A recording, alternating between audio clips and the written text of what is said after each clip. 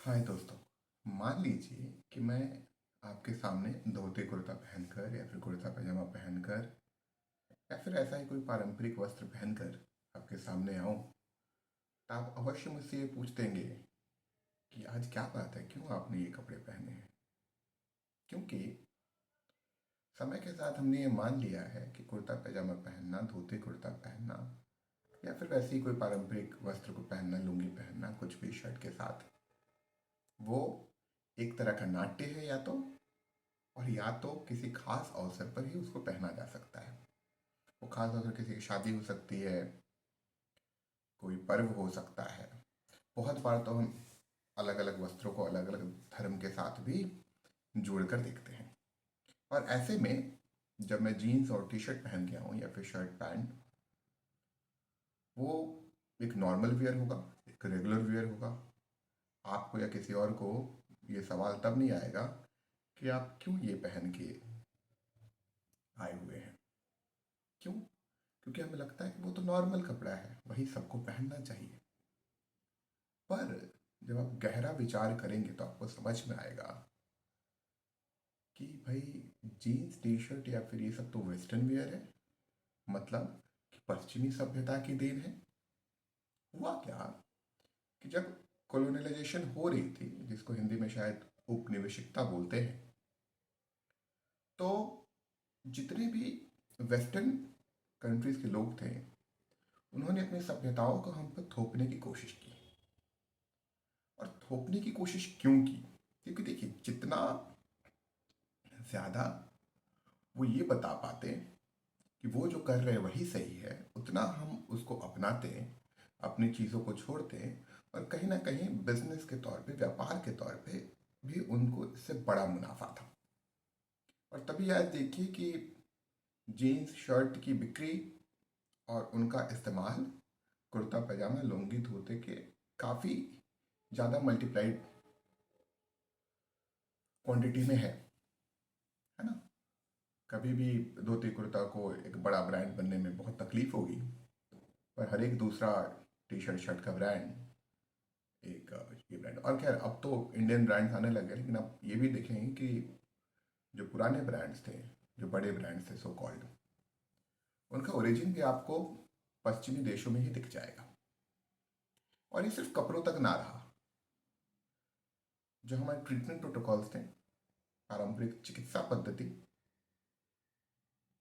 या फिर रहन सहन, जो भी चीज़ें, उन सबको गलत बताया गया। उदाहरण स्वरूप आपको पता ही है, कोलगेट में नमक है अब आता है, या फिर कोलगेट में चारकोल है। मैंने भी अपने शुरुआती दिनों में जब गांव में रहता था तो छाई से ब्रश किया होगा। कहने का अर्थ ये है कि बहुत सारी चीज़ें जो हमारे सामने लाई गई, वो इसलिए लाई गई ताकि पश्चिमी देश भारी मुनाफा कमा सके, ना कि इसलिए कि वो सही थे। दवाइयों के मामले में भी इस पर विस्तारित चर्चा हो सकती है। कैसे रैंटिडेन की जगह फिर से पैंटोप्रोजोल ने ली, कैसे 1 रुपए का टैबलेट 10 रुपए का हो गया। और कैसे जो रैंटिडेन के गैस्ट्रिक कैंसर के साइड इफेक्ट को बताते, तो ये नहीं बताते हैं कि पैन 40 खाने से हड्डियाँ कमज़ोर होती है। क्योंकि सब कुछ का केंद्र बिजनेस है, व्यापार है।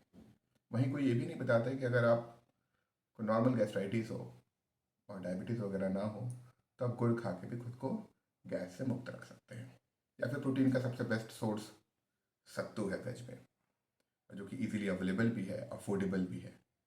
क्योंकि प्रोटीन पाउडर उससे 8-10 गुना ज़्यादा दामों पे बेचना था, और व्यापारिक दृष्टि से वही सही था।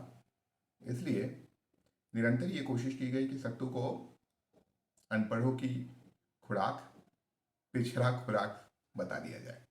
खैर, बताना ये था कि इसी तरीके से हम अपने पारंपरिक चीज़ों को खोकर पश्चिमी हो गए, और हमें लगता है वही सही है, वही नॉर्मल है।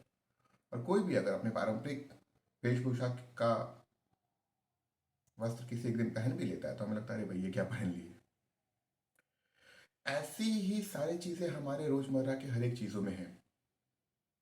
बेटर बनियापुर की मेरी कोशिश ये है कि हम सब फिर से सही की खोज को करके और सही को चुने। जो पश्चिमी देशों ने हम पे थोपा उसको आंख बंद करके सही ना मान लें, और जो सही है उसको खोजें। ईश्वर की कृपा हम पे ये है कि हम गांव से आते हैं, भारत से आते हैं, और इस कारण हमारे पास सच में जो सही था वो ऑलरेडी उपलब्ध है। बस उसे जानने की, समझने की, प्रमोट करने की कोशिश करनी है ना। हमारे खेतों में जो खाद, गोबर इस्तेमाल होता था, उसकी जगह जो उर्वरकों ने ले ली है, आपको फिर से सिर्फ खाद पे चले जाना है, गोबर पे चले जाना है ना। इसी तरीके से जो आप प्लास्टिक इस्तेमाल करना शुरू कर दी है, प्लास्टिक को बंद कर देना है। जो पहले इस्तेमाल कर रहे थे वो करना है। आपको अपने गांव को एक बेहतर गांव बना देना है, जिसके पास आधुनिक शिक्षा तो हो, लेकिन जो पारंपरिक शिक्षा, प्राचीन शिक्षा, प्राचीन चिकित्सा पद्धति को भी साथ लेकर चले। और इसी से हम आगे चल के व्यापारिक तौर पे भी, आर्थिक तौर पे भी मजबूत होंगे। क्योंकि कितना भी गलत का, झूठ का प्रचार कर लीजिए, अल्टीमेटली आपको सच के पास ही आना होगा, खुद को बेहतर रखने के लिए, खुद को जिंदा रखने के लिए, खुद को स्वस्थ रखने के लिए। और वो बेहतर चीज़ हमारे पास है, हमें बस उस पर काम करना है। और हम जरूर ही आर्थिक रूप से तो बेहतर मजबूत होंगे ही, पर साथ ही साथ हम पूरे समाज के लिए दवा औषधि का काम करेंगे। क्योंकि तब जब समाज विचलित, परेशान, बीमार होगा, तब उसे गांव की पारंपरिक पद्धतियों की आवश्यकता पड़ेगी, और हमें उस समय के लिए तैयार होना है। बस यही चीज़ बतानी थी। आंख बंद करके पश्चिमी को सही मत मानिए, अपनी ताकत को समझिए, पहचानिए, जानिए और उस पर काम कीजिए। इसी में हम सबकी भलाई है।